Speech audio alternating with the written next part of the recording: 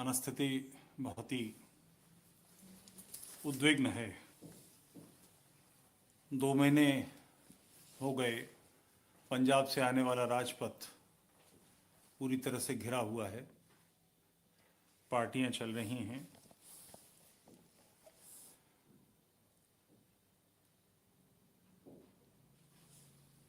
आज उसकी अगला कदम एक चरम परिणति, अगर ये इससे और आगे नहीं बढ़ता तो इसे चरम परिणति कहूँगा कि ट्रैक्टर्स का मार्च हुआ।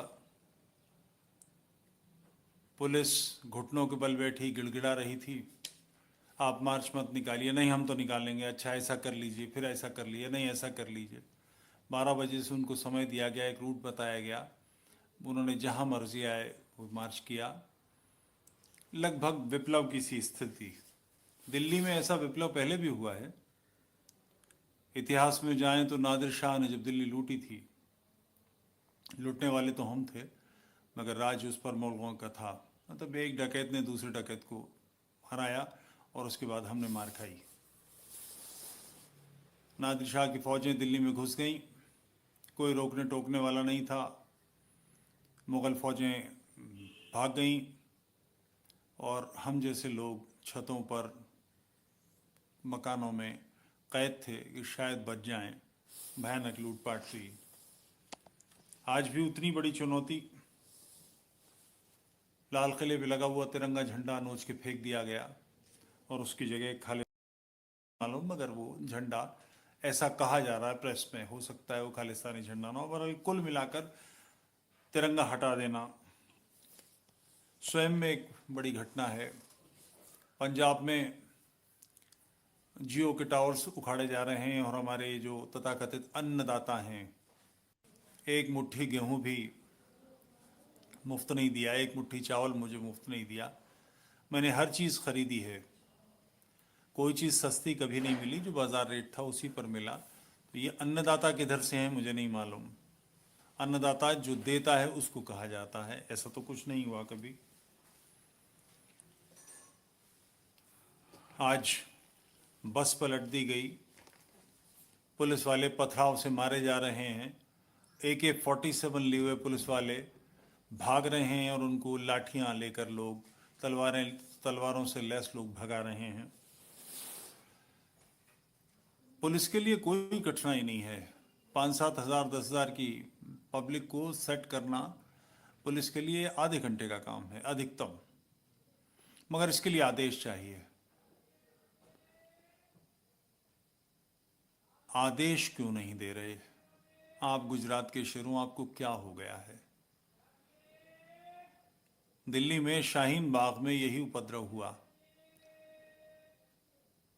आप क्या सिर्फ इलेक्शन मैनेज करने वाले लोग बनकर रह गए हैं? उस समय दिल्ली में इलेक्शन हो रहा था, आपने कोई एक्शन नहीं लिया। मैं समझ हो रही है, आपके पास ठंडा पानी एक हथियार है, आपसे वाटर कैनन फायर नहीं की जाती। शाहीन बाग में भी जब ITO पर धरना दिया गया था, पुलिस मुख्यालय पे लोग आए थे, आपसे पानी नहीं फेंका जाता था ठंडा? इतना भी नहीं कर सकते? मैं समझ नहीं पाता कि वो किसान जो उनसे लगते इलाकों में बैठे हैं, जो अपनी फसलें नहीं बेच पा रहे, जिनका दूध नहीं बिक पा रहा, जिनकी सब्जियां नहीं निकल पा रही, वो फैक्ट्रियां जो पंजाब के उन इलाकों में हैं वो इधर माल नहीं बेच पा रही, उनका क्या दोष है? केवल ये कि उन्होंने ऐसी सरकार को चुना जो उनके हितों की चिंता नहीं कर रही है। आप खालिस्तानियों का दिल जीतने बैठे हैं। आप वामपंथियों का, मार्क्सवादियों का, नक्सलियों का दिल जीतना चाहते हैं। आपको परम तेजस्वी युगल, आप दोनों, आपकी धाक दुनिया मानती है और आप कुछ नहीं कर पा रहे, हथतेज बैठे हैं। 26 जनवरी गणतंत्र दिवस, उसमें दिल्ली में तांडव हो रहा है।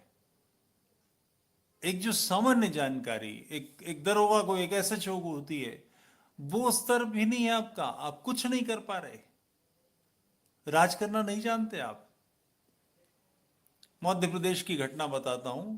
मुख्यमंत्री हमारे दिग्विजय सिंह थे।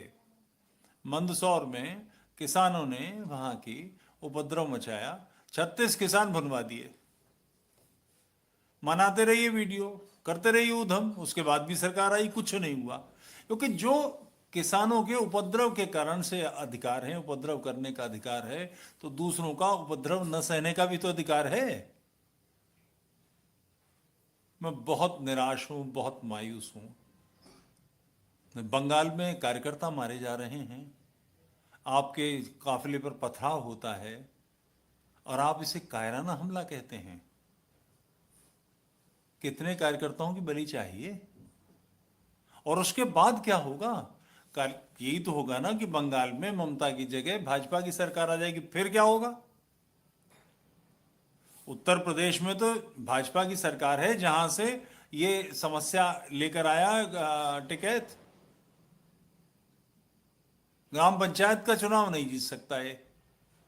8,500 वोट मिले कुल पार्लियामेंट के इलेक्शन में। इतनी बड़ी तोप है, इसे नहीं सीधा किया जा सकता। हरियाणा से जो आए हैं, वहां तो भाजपा की सरकार है। यही दो केंद्र हैं जहां से उत्पात हो रहा है। हम सब असहाय, हततेज, निराश। हमारा क्या दोष है कि हम इसे क्यों सहन कर रहे हैं? टीवी पर जो उधम दिखाया जा रहा है, हमारी छाती पर वो ट्रैक्टर रौंद रहे हैं। हम नोएडा में बैठे हैं, हम पर कोई समस्या नहीं है, हाँ? मगर यही तो हम सदैव से कहते हैं कि राष्ट्र के साथ हुए अपमान को अब निजी अपमान समझो। मगर वो समस्या राष्ट्र की समस्या तो है, राष्ट्र को चुनौती दी जा रही है।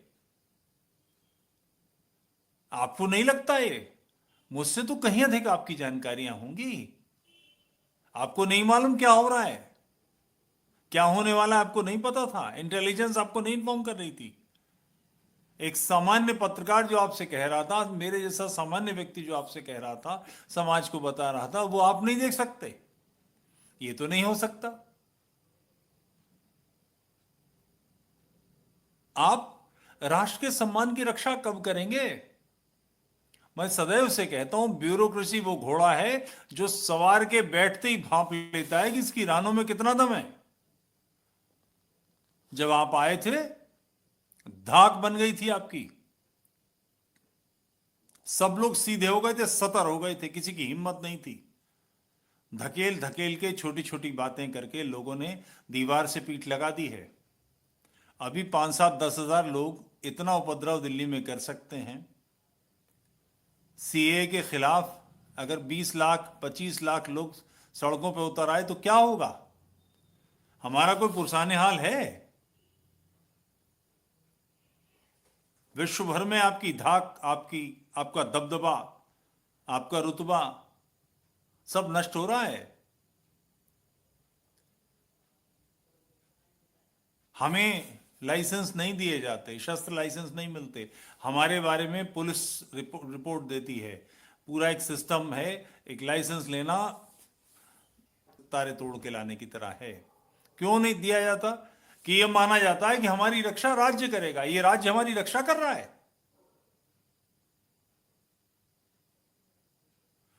बहुत बहुत खिन्नता का विषय है, बहुत खिन्नता का विषय है।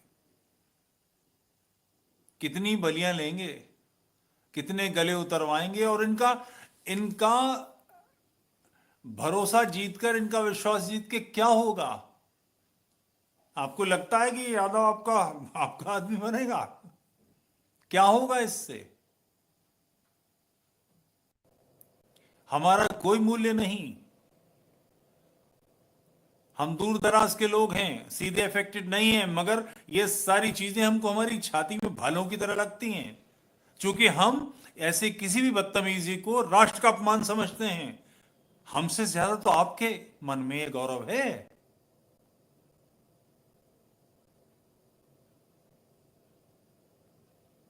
बहुत बहुत बहुत कोफ्त की बात है, बहुत कोफ्त की बात है। मुझे ध्यान है ये घटना। आडवाणी जी बैठक ले रहे थे, उसमें कुछ विषय आया था, तो मैंने कहा था कि अपने कार्यकर्ता विरोध में चले जाएंगे। तो उन्होंने मुस्कुरा कर कहा कि अपने कार्यकर्ता हमारे साथ नहीं रहेंगे तो जाएंगे कहां? उस चुनाव के बाद आडवाणी जी की खाट खड़ी हो गई थी। कार्यकर्ता वोट देंगे, मगर वोट देने के अलावा जो उत्साह बनाते हैं, जो फजा बनती है, जो 15-20% वर्ष पे बैठा हुआ, किनारे बैठा हुआ वोट होता है, जो इधर से उधर घूमता है, उसका मूड बनाते हैं, हवा बनाते हैं। वो हवा नहीं बनी। बहुत बहुत बहुत जिम्मेदारी है आपके पास। आप हमारा माथा हैं, मुकुट हैं आप हमारे। आपके हाथ में, आपको ध्यान नहीं है शायद, 71 में जब ढाका का सरेंडर हुआ था, जनरल जेकब जब उनसे मिलने गए थे बात करने सरेंडर की, वहां पर 33,000 सैनिक थे पाकिस्तान के, और वहां से 13 किलोमीटर दूर केवल 3,000 भारतीय सैनिक थे। मानसिक दबाव क्रिएट किया। उनसे ये नहीं पूछा कि शर्तें क्या हैं, ये शर्तें हैं, आपको सरेंडर इस पर करना है। जनरल नियाजी के मुंह से बोल नहीं निकला, बोले मैं आपको आधा घंटा देता हूं, मैं बाहर खड़ा हूं, विचार कर लीजिए, इन शर्तों पर आपको काम करना पड़ेगा। आज आपको अपनी तलवार सरेंडर करनी पड़ेगी। नियाजी ने कहा मेरे पास तलवार नहीं है, मैं सरेंडर नहीं करूंगा, ये नहीं कहा। तो बोले आपके पास जो पिस्टल है वो सरेंडर करना पड़ेगा। हमारी सेना ने कुल मिलाकर 1 लाख से अधिक सैनिकों का सरेंडर कराया था। आपके हाथ में वो सेना है, वो पुलिस है, वो सीआरपीएफ है, आपके पास सब कुछ है। इनके पक्ष में कोई नहीं है। दबाव डालिए। और जो मीडिया आपके खिलाफ, जो मीडिया का आपको डर है, आप मीडिया और जुडिशरी के हाथ में सब कुछ सौंप देंगे। आपका कोई अधिकार नहीं, आपको कोई काम नहीं, तो आप चुने काहे के लिए गए?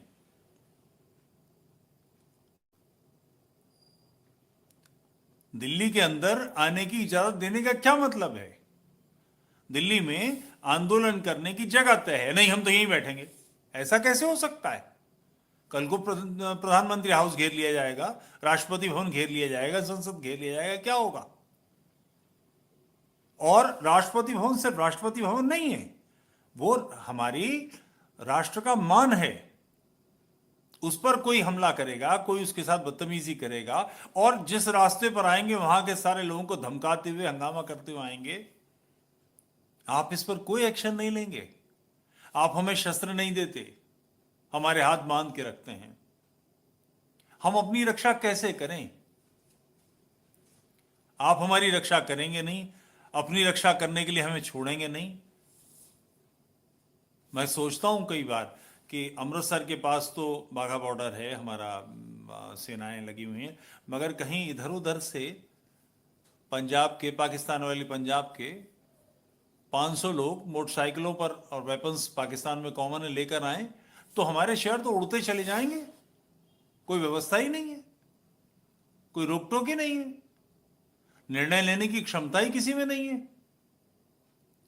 यही उस समय हुआ था जब भारत का प्लेन हाईजैक हुआ था। वो सीधा चला गया होता अफगानिस्तान तो समझ में आती बात, वो अमृतसर में उतरा कि हम छोटे लोग तो अफसर थे, मतलब डायरेक्टर लेवल के अफसर थे, हम छोटे लोग तो बाहर बैठे थे और बड़े सफेद दस्ताने पहने हुए बैरे अंदर कचौड़ियाँ और समोसे लेकर जा रहे थे। ये इमरजेंसी बैठक हो रही थी, कचौड़ियाँ समोसे खाते रहे, डीजल उसमें पेट्रोल भरवाया गया और प्लेन चला गया। वहां चला गया जिसके बीच में अब पाकिस्तान है। हम कोई एक्शन नहीं ले सकते और अफगानिस्तान में हमारी नाक रगड़वा दी गई। यही फिर हो रहा है। हर समस्या का समाधान बढ़िया भाषण देना है। कर क्या रहे हैं? पौरुषवान समाज नहीं होगा, राज्य दबदबे वाला नहीं होगा, जिसे हनक कहते हैं, तो कैसे बात बनेगी?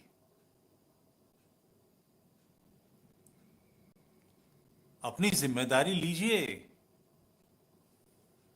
कांग्रेस तो करेगी, लाखों करोड़ों का कार्य है, उसके हाथ से सत्ता छीनी है, वो तो उपद्रव करेगा। जिसके हाथ से इतना पैसा जाएगा वो करेगा। वामपंथ, उनके हाथ से सारी संस्थाएं चली गई हैं, एकेडमी चली गई हैं, यूनिवर्सिटी छिन रही हैं, वो हंगामा करेंगे, मगर उनकी जगह बेतुके लोगों को लाएंगे, कमजोर लोगों को लाएंगे, तो क्या होगा?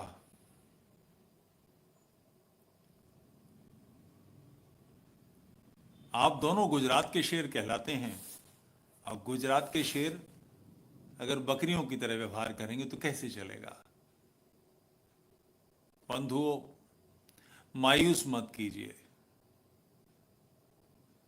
सबसे बुरा काम किसी व्यक्ति के लिए होता है कि उसकी आंखों से सपने छिन जाएं। हमारी आंखें बुझ जाएं, इससे कोई अंतर नहीं पड़ता, सपने न चले जाएं।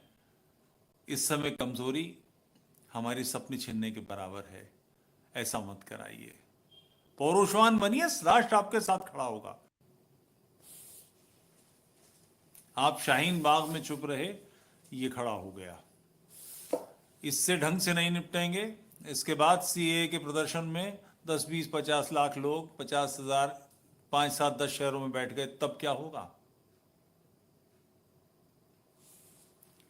नादिर शाह की दिल्ली की तरह दिल्ली मत बनाइए। दिल्ली केंद्र है सत्ता का, राज्य का, हमारे सम्मान का। अपनी बात यहीं समाप्त करता हूं। पौरुष का कोई विकल्प नहीं है, वीरता का कोई विकल्प नहीं है। वीर बनिए, एक्शन लीजिए। संसार आपके साथ है, विश्व आपके साथ है। प्रणाम।